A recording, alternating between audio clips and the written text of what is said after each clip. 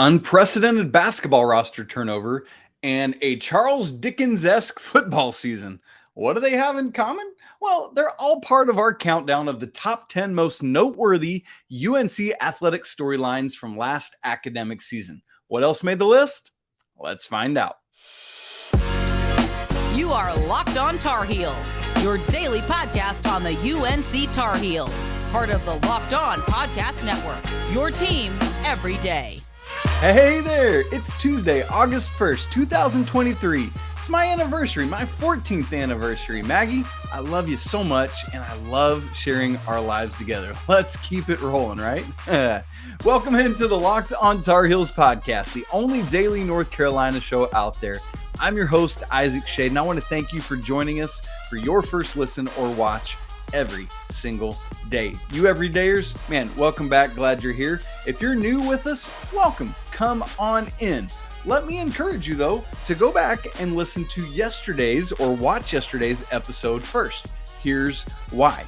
As we turn the calendar to August today, the football team's moving back in. Fall camp starts up tomorrow, Wednesday, August 2nd, and we're all starting to think about the upcoming academic year and football and the fall sports and all of that.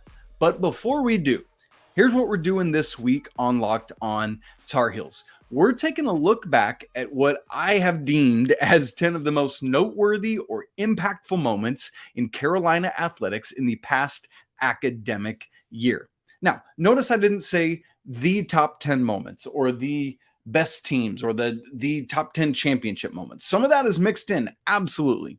But these are just my choices for what I believe truly are the most impactful or noteworthy moments of last academic year. Things that made a big difference. They could be good, they could be bad, they could just be a big change in the sport or just another big storyline that had ramifications on things. And what we're doing is spreading this out across the first 3 days of the first 3 episodes of this week so that we have enough space to unpack each of these appropriately. So again, yesterday's show, we did 10 through 7. Go back, check it out. I will link it right up there so you can go see it. Today, we're hitting numbers 6 through 4. And then tomorrow on Wednesday, we'll wrap up the countdown with numbers 3 through 1 and a couple honorable mentions. Now, for those of you that want to know what's going on the rest of the week, you're probably aware that Coach Pat Kilby and I are in the midst of our summer basketball roster preview series. We've already hit the freshmen and the sophomores, and then this week we turn our attention to the juniors. So we'll be starting with Harrison Ingram. And then on Friday, Coach Pat Kilby is actually back with me. Yes, we get him twice this week. We're doing a fun summer basketball pick-up draft of who we think would be fun to come play with the Tar Heels, other Tar Heels. And so that'll be great. Make sure you tune in for that. Also, I'd love to hear your countdown and your list, because obviously you're not going to totally agree with me. You're going to have your own things that you thought were the most important or impactful or noteworthy. I'd love to hear it. You can share those with us at lockedontarheels@gmail.com. You can holler at me on Twitter, Isaac Schade, or the show at Locked On Heels. I said this yesterday. I want to say it again. As I've been putting this list together and reminiscing, it's just been so fun and so neat to think back on the past year, all these moments we've shared together, these moments in my own life following along, both as a fan and someone who covers the Tar Heels, and the highs, the lows, and everywhere in between, right? Like I always say, the ecstasy and the agony. And that's just part of athletics and part of rooting for these young men and women. But I wouldn't have it any other way, and I suppose that you probably wouldn't either. All that said, let's get right into number 6. So again, if you want 10 through 7, go back, check those out yesterday. But number 6 is men's basketball roster turnover. This is all about, I have this on the list specifically because it is about a massive change in college athletics. This is not just something that's happening to the Tar Heels. It's happening all over the nation. And we had the transfer portal window, but I mean, news carries on because graduate transfers can change whenever. Players can commit whenever. They don't have to do that in the transfer portal window. And then with, coaches getting fired like Bob Huggins, there's more. And so it just carries on. And so off season for, like, let's say specifically in this case, college basketball is just like NBA free agency, man. It's just going and going and going. There's no end of news. It's hard, I'm sure, for you to keep up with, but that's why I'm here, is to help do that and stay on top of it all. So all that said, the transfer portal, NIL, and currently COVID year of eligibility, which is almost over. RJ's class, the upcoming senior class, is the last one that has that, is one of the, if not the main storyline currently in college athletics. We saw that revealed in a major way, none more so than with the men's basketball roster. So I want to unpack this whole thing, lay out the storyline, because it has been wacky and wild, and it's about time we stop and take stock of it, right? So here's the thing. After a season in which Carolina didn't make the NCAA tournament, they already knew they would be losing Leaky Black and Pete Nance, who had no more eligibility. Like they were using their COVID eligibility last year, so even that was gone. But then over the course of the offseason, eight different players have either left the program in some form or fashion, either through transfer or just deciding not to come at all. So I want to give it to you chronologically so that we can remember how all this happened. And we're not just going to talk about the players that went out. We want to talk about the players that came in, because that's all part of this whole Apple turnover of what roster maintenance is now. Also, for reference, as we talk about these dates, let me give you some context back on it. Carolina ended their season on Thursday, March 9th, losing in the ACC tournament to Virginia. Selection Sunday was that Sunday, March 12th. We know that the Tar Heels didn't make it, although they were very stinking close.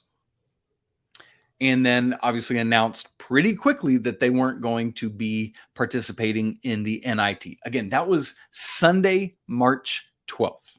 And here's why I re-emphasize that. Let's talk first about the 7 transfers out. Again, in chronological order. On Monday, March 13th, I don't know if you remember that it was literally the next day, but Carolina had their first 2 transfer out announcements the day the transfer portal opened.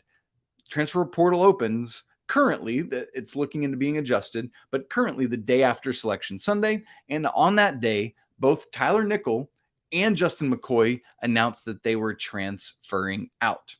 And then later that week, number 3, the third transfer out on Friday, March 17th was Dontrez Styles. Wednesday, March 22nd, so a little less than a week later, was Puff Johnson. Number 5, that Saturday, March 25th, Will Shaver. And then Monday, 2 days later, was Caleb Love on March 27th.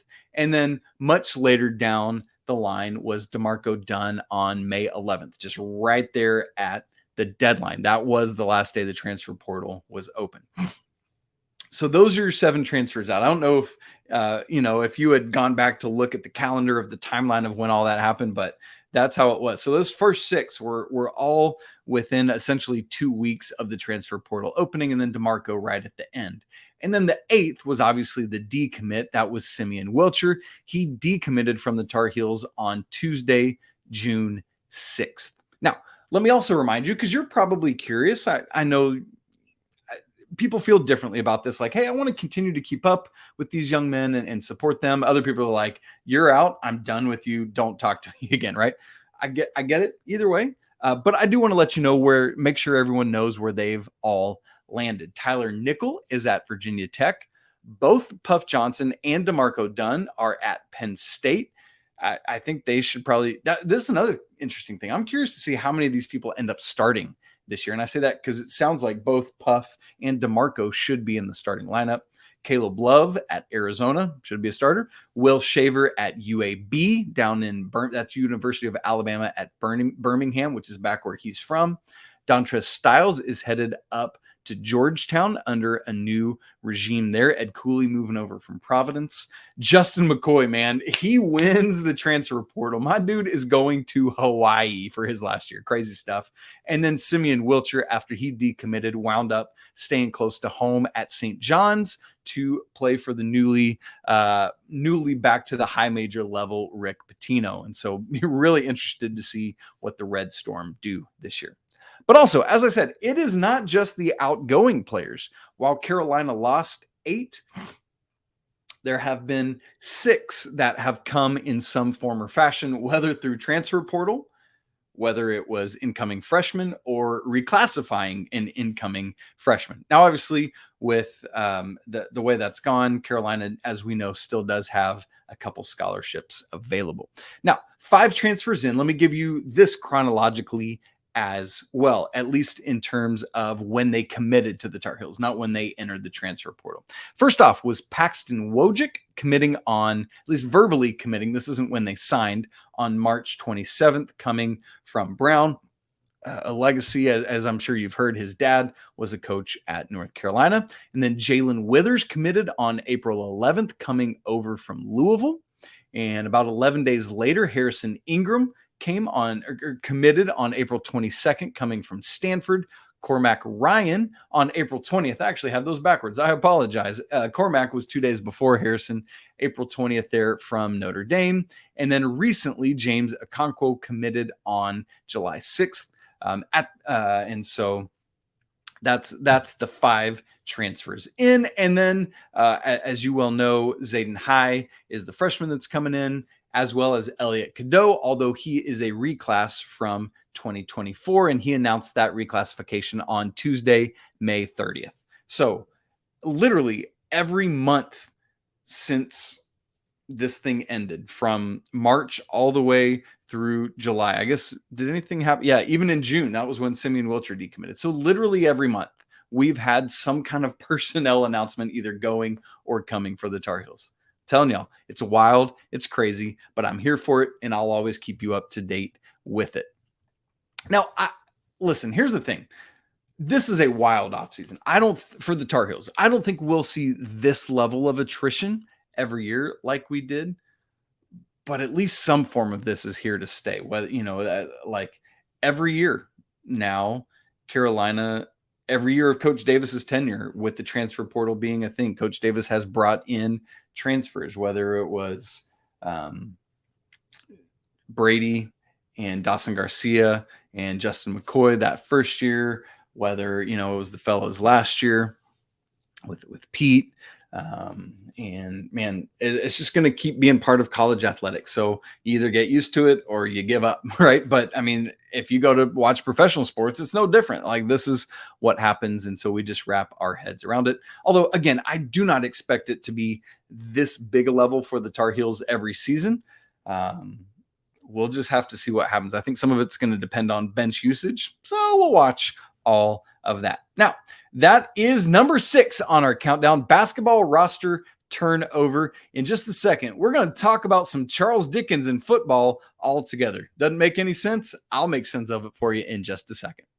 But first, this episode of Locked on Tar Heels is brought to you by LinkedIn. These days, every new potential hire can feel like a high-stakes wager for your small business. You want to be 100% certain that you have access to the best qualified candidates available. That's why you have to check out LinkedIn Jobs, which helps you find the right people for your team faster and for free. It's so easy to create a free job post, and then you just add your job to the purple hashtag hiring frame to your LinkedIn profile to spread the word that you're hiring. And then use simple tools like screening questions, which make it easy to focus on the candidates with just the right skill set and experience, so you can quickly prioritize who you want to interview and ultimately hire. Let's be honest, the right team member can have a positive and measurable impact on your business. That's why small businesses rate LinkedIn Jobs number 1 in delivering quality hires versus the leading competitors. LinkedIn Jobs helps you find the qualified candidates you want to talk to faster. So post your job for free right now at linkedin.com/lockedoncollege. Again, that's linkedin.com/lockedoncollege to post your job for free. Terms and conditions apply. I want to thank you again for making Locked on Tar Heels your first listen or watch every single day. I want to remind you that there is a new and fun way you can submit listener or viewer questions to the show. You can send us an email, lockedontarheels@gmail.com, with a video just straight from your phone, 15 seconds or less. Give me your name, where you're from, and your question. We got a mailbag episode coming up in a couple weeks. Would love to include it there. Or if it doesn't make it there, you might see it pop up on another show. I love to just use some of our listener and viewer questions as just segments because they spur great conversation a lot of times. So love what you all send in and submit, and would love to be able to use it. So keep it rolling. Number 5 on our countdown of the most noteworthy to me things in North Carolina athletics last academic year. It was a tale of two cities for North Carolina football. It was the best of times. It was the worst of times, literally in that order. I don't know if you remember this because of how things wrapped, but the Tar Heels started off last year 9-1. 9-1. And at that point still had, like, the next game was Georgia Tech and then NC State. And then it was like, maybe, will ACC tournament championship. There was that possibility. And obviously a bowl game was already clinched at that point. It was like, surely you win one more of those to get to 10 wins. Didn't happen. Well, let's talk about, like I've also called it a season of what ifs. The season of close games that didn't have to be close games because, man, that defense just, it was tough. So because not only was it a tale of two seasons, it was a tale of two sides of the football, right? Like explosive, phenomenal offense, and then the defense trying to keep up. And there were moments, and obviously we've talked quite a bit about the linebacking core being really strong, but man, that was part of what led to this tale of two seasons, that a lot of close games that didn't have to be so. Here's what I mean by that. Carolina had 6 of their 9 wins were within one possession, meaning 8 points or less. Let me give them to you. They beat App State by 2 points, Georgia State by 7, Miami by 3, Duke by 3, Virginia by 3, and Wake Forest by 2. 6 of the 9 wins were by 7 points or fewer. But then also 3 of the 4 losses were were one possession games. And in fact, they were all 4 points or fewer. The only one that was not close was Clemson. That was a beatdown. But Georgia Tech, Carolina lost to them by 4. NC State, we talked about that on yesterday's show. Carolina lost by 3 in double overtime. And then that painful Oregon loss in the bowl game just by 1 point. So of Carolina's 14 games, 9 of them were one possession games, win or lose. And here's the other thing. While it's one thing to say, oh man, you'd love to have won at least one more of those close games that you didn't, these games didn't have to be close. So many of them were games that Carolina probably could have and maybe should have won at least somewhat more handily. Let me just give you several examples of this in the wins. The Tar Heels, who beat App State again by what? 2 points, 63-61. They held a 20-point lead over the Mountaineers heading into the fourth quarter. Carolina had a 21-3 lead over Georgia State midway through the second quarter. The Tar Heels had a 2 TD lead over Miami with 30 seconds left before halftime. A 10-point lead on Duke to start the fourth quarter, a 10-point lead on Virginia early in the fourth quarter, and a 2 TD lead over Wake Forest with 10 minutes left before halftime.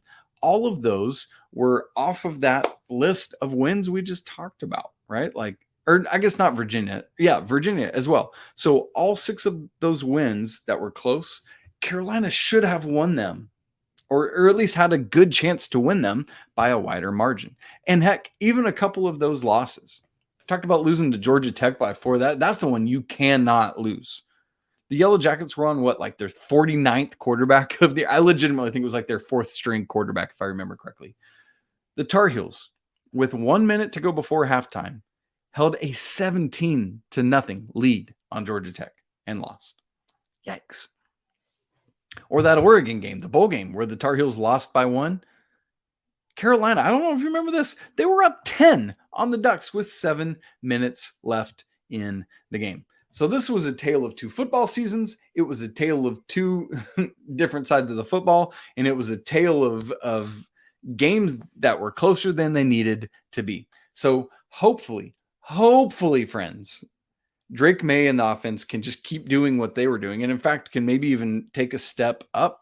Now we'll have to wait and see what things are going to look like under Chip Lindsey's offense, but I'm personally feeling great about it. The question is, again, what's the defense looking like? You got to feel good about at least the linebackers, because it's still Ced Gray and Powell Eccles. It's a little thin behind them, especially with Ra leaving. But how do the line and the secondary handle things better? And I guess I should say that about the offensive line, right? We're looking to all of those to take what happened last season and just take another couple steps forward. You don't want to waste, I've said this a lot and I'll continue to say it, you cannot waste the last year of Drake Maye the same way as what happened with Sam Howell. So, man, it's coming so soon, though. I cannot hardly believe it. Speaking of Drake Maye, he is going to be number 4 on our list. We've talked about number 6, the roster turnover for basketball, number 5, the tale of 2 football seasons. But boy, oh boy, part of the reason it was so good in so many ways was because of the revelation of Drake Maye. We'll talk about that in just a second.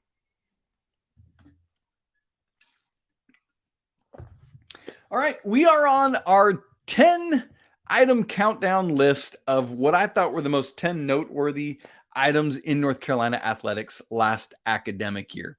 And number 4 on my list is the revelation of Drake Maye. Go back, like right now, it is the first week of August as you're watching or listening to this.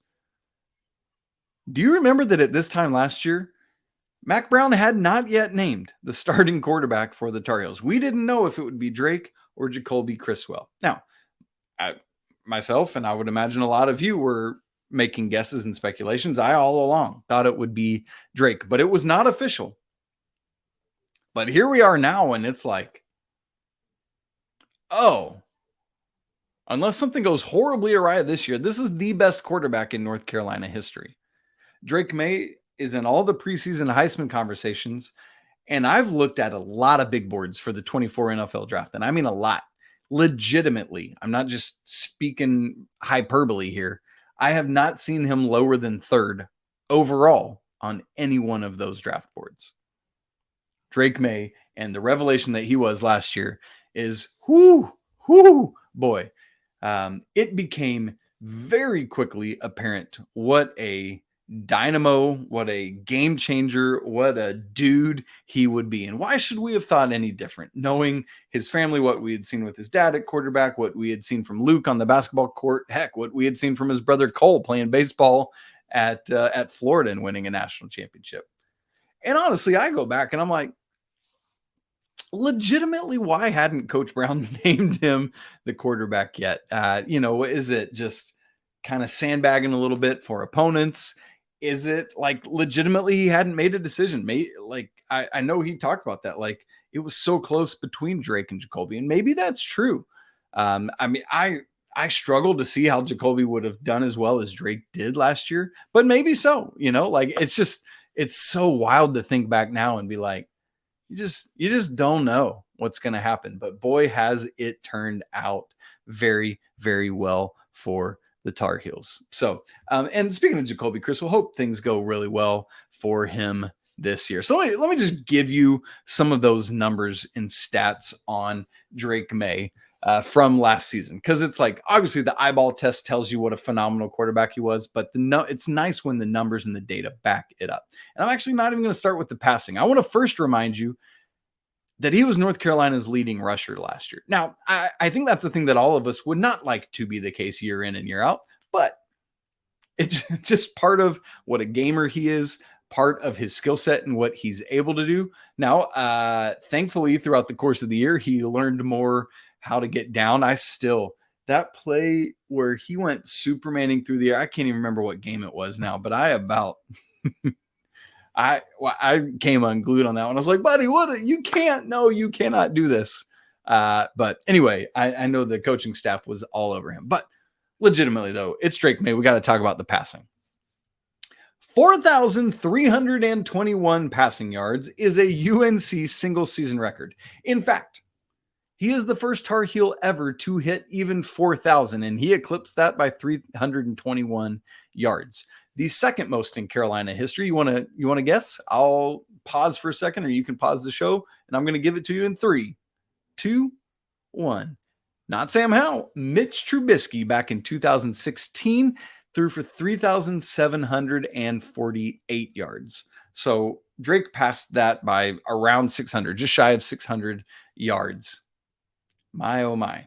Now, I know there's an extra game in there with getting to play the ACC championship and all that, but still would have beaten it, right? And so crazy stuff to think about. Cannot wait to see what the encore is. In fact, if Drake just did that same thing this year, like threw for 4,321 yards again, which there's no guarantees he will. But if he did, if he just duplicated that this year, he would be fourth in career passing yards in North Carolina history in just 2 years. That's absolutely bonkers. Had a TD to interception ratio last year, 38 touchdowns, just 7 interceptions. And I'll just remind you, 4 of those interceptions came in those final 4 in those 4 losses, which is pretty telling. That means that Drake in the first 10 games of the year threw just 3 interceptions. Again, a red shirt freshman this dude was. I just can't stop. You know what I mean? It's so good.